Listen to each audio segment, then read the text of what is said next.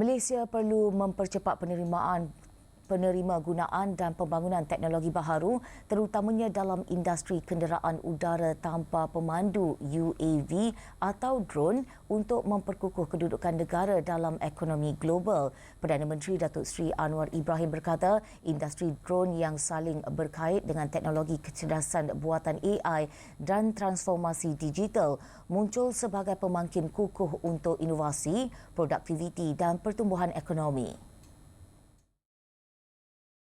Kalau Malaysia mahu menjadi negeri yang lebih berjaya, gagah dari segi ekonomi, dia mesti segera dan cepat dan pantas dan laju meneroka teknologi dan bidang-bidang baru.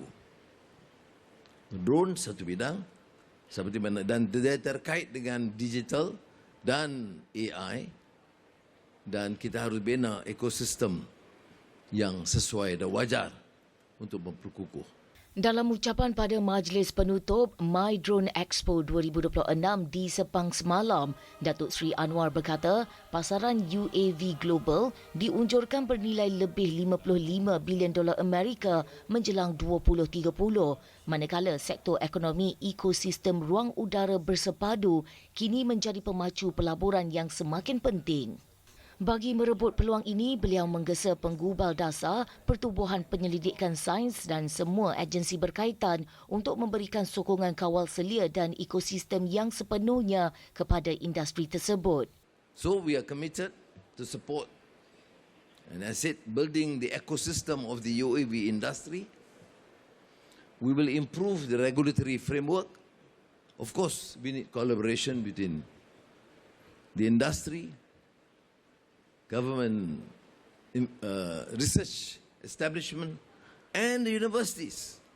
We want universities to be more involved.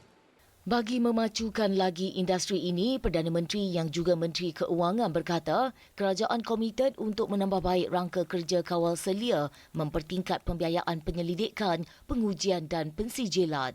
Beliau juga menggesa kerjasama yang lebih erat antara pihak swasta, penubuhan penyelidikan kerajaan dan universiti untuk merangka pembangunan bakat yang mantap dalam bidang AI dan teknologi fizik kuantum.